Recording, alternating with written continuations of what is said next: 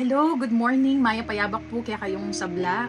And yeah, I thank the Lord through Deaconess Hazel for allowing me na mag-take part kumang dita kadake in celebration of Harris Sunday. So, makanano yung meging maragul labage in Harris Memorial College kanako king kanakong bie until this time. Back in high school, UMYF days, anyang damdaman at tanggapan ko ingawas na ning Ginoo to be a full-time deaconess. And yeah, nag-enroll ko king Harris Memorial College even though financially we were lacking at that time, but it's no longer an issue up to this time because yeah, the Lord provides na. The Lord is our great provider. So in kanakong learnings king Harris, not only academics, not only in music, but most especially din kaya kaming daily devotions, in kaya kaming prayer life, in chapel services, and all the impartations na rin maging professors and mentors ko, ilang maging matimbang. That's why atso ko pa rin yan eh. So in 2011, minta ako king Japan to be with my husband back then to start building our own family. And even though for other people, bala mo ka rin na mayaring ka na akong ministry, but true enough, I accepted that the Lord maybe wants me to be a full-time mother bang maging kanako namang ministry in kanakong pamilya, in pamilyang tatalakad na ning Ginoo para kanako na. And so yeah, 14 years later, dinatang in plot twist ng Lord king kanakong biye. In the most unexpected situation, dinina na akong pagkakataon once again to become an educator here in Japan.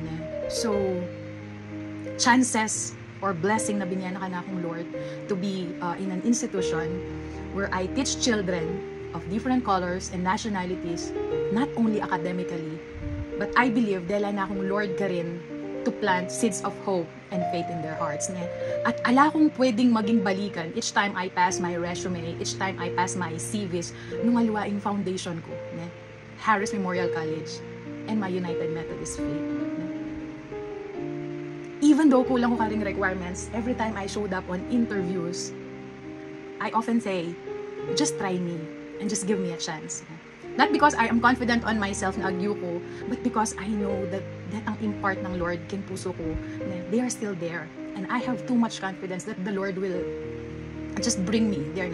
Kasi pepakit na nakanako kin vision ita na you are that you are called for a greater calling. You are set for a higher purpose.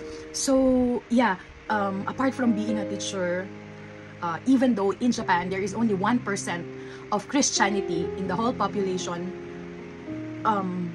makatabang puso itang we are a part of that 1% and we are currently in an international church.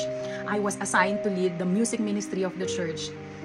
We are different people from different countries, Assemblies of God, Methodists, Baptists, Pentecostals gathered together for one purpose, to be the salt and the light of this world. So each time isipan ko na ingawas na ning Ginoo, it doesn't end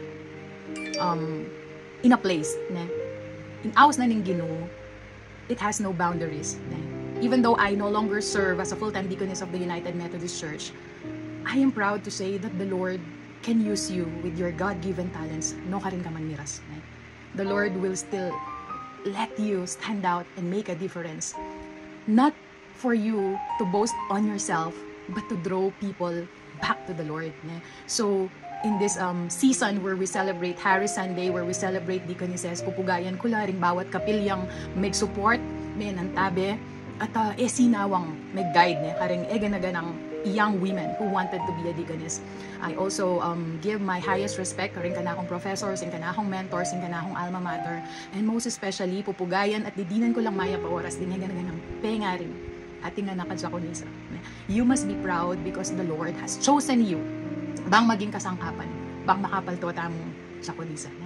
It is my prayer that the Lord will continue to bless you, bless us, keep us, and make His face shine upon us. Thank you. God bless us all. Hi everyone! I miss you all.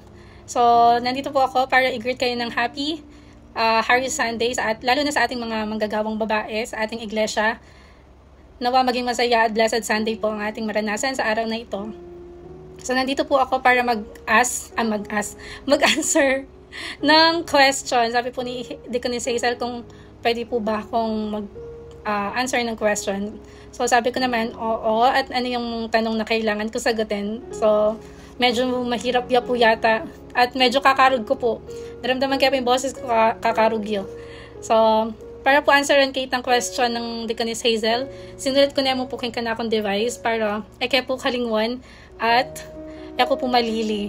So, yun po yung question ng Hazel. How did Harris help me cultivate my calling? Alam naman po natin lahat na ang Harris ay isang institusyon na kung saan hinuhubog ang ating mga manggagawang babae sa intelektual, sa spiritual, at sa maraming aspeto ng buhay. Para ito'y maging ready sa kanyang paglabas na harapin ang kanyang ministeryo hindi lang sa loob o maging sa labas din ng ating simbahan. So, how did Harris help me? Harris was more than just a college.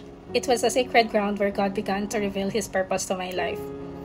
When I arrived at Harris, I had hopes and dreams, but I was still in searching for direction. I knew God had planned for me, but I didn't yet understand how to walk in it. Through my times at Harris, Jesus began to speak to my heart in ways I had never experienced before. It was a quiet moment of prayer on campus, in spirit-filled conversation with my professors and classmates, and even in the challenges of academic and personal life. I learned to lean not on my own understanding, but to trust fully in the Lord. Harris created an environment where faith wasn't just allowed. It was encouraged, nurtured, and lived out. At Harris, I learned that my calling isn't just a career path. It's a divine assignment. It's about using the gifts God had given me to serve others, to spread love, and to bring glory to His name. I discovered that living in my calling means surrendering my plans to God's will and trusting Him to lead the way, even when I can see the full picture. Jesus used Harris to awaken something in me, a boldness to live by faith, a passion to serve, and a deep desire to walk in obedience to Him. I came to Harris looking for direction. I left with a deep relationship with Christ and a heart ready to follow wherever He leads. My calling was cultivated at Harris, but it was rooted in Jesus. And for that, I am forever grateful. So, happy Harris Sunday po kaya katamong ngan. At mimingat kayo po lagi. At see you soon. How Harris Memorial College helped me cultivate my calling. I thank God for leading me to Harris Memorial College, a place where faith and learning truly go hand in hand. When I first entered Harris, I was uncertain about the direction of my calling. I only knew that I wanted to serve God, but I was not sure how or where He wanted me to be. Through my journey at Harris, that calling became clearer and deeper. Harris Memorial College helped me cultivate my calling by grounding me in both spiritual formation and academic excellence. The daily devotions, chapel services, and Christian environment strengthened my personal relationship with God. My teachers were not just educators. They were mentors and spiritual guides who modeled servant leadership and compassion. The college also gave me opportunities to serve through community outreach, worship leadership, and ministry training.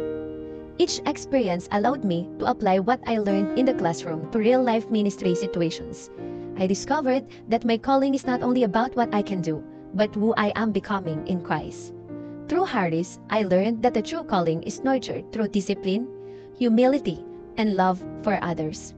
My time there shaped me into more committed servant of God, ready to serve wherever He leads. To this day, I carry the values, lessons, and spiritual fire that Harris instilled in me. Indeed, Harris Memorial College was not just my school. It was the training ground for my calling and my lifelong ministry. I really thank God for everything I have now. With Him and for Him, all things was possible. My lifetime verse that gives inspiration and strength to go on in life whatever it is. Proverbs chapter 3 verse 6, in everything you do, put God first, and He will direct you and crown your efforts with success. In His vineyard, Deaconess Maristal Manese Sikat, Christian Education Deaconess. Hello po, kaya kayungan, Blessed Harry Sunday. Bisa ko mo po mag-share kaya kayo ketang metong a question na pong Deaconess Hazel.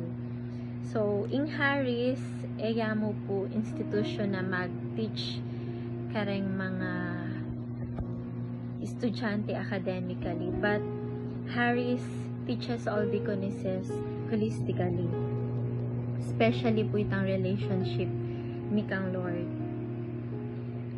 At tatandanan ko po itang daily routine mi na kagising mi, atin kami morning devotion, tapos pangabengi po, atin before kami matutud, atin kami pa pong evening devotion, then every Wednesday, atin kami pa pong chapel service, and kapag Friday, atin kami pa pong cell groups, na mag-help para ma-strengthen at ma-deepen niya po itang faith na ning bawat metong kaya kami.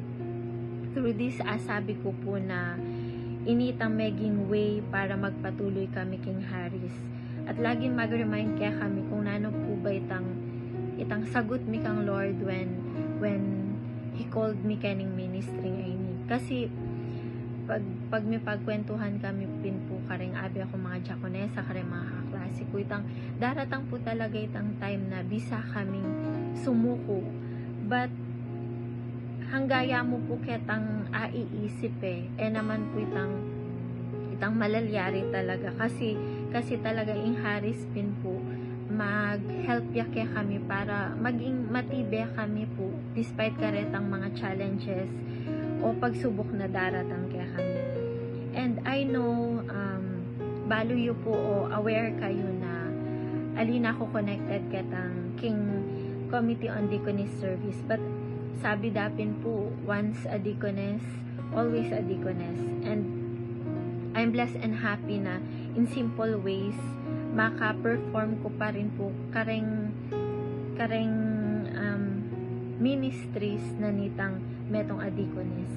Ini po itang metong aatutunan ko King Harris na datang man itang time na baka o alina ako maging connected king CDS, mantun ko pa rin pong way para makapag-serve pa din kayong church.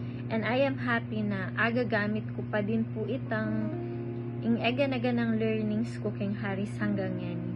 I'm very thankful and blessed na maging part ko po ng Harris Memorial College, and I am proud to be Harrisian. Once again, blessed Sunday po, kaya kayungan, happy Harris Sunday, and God bless us all.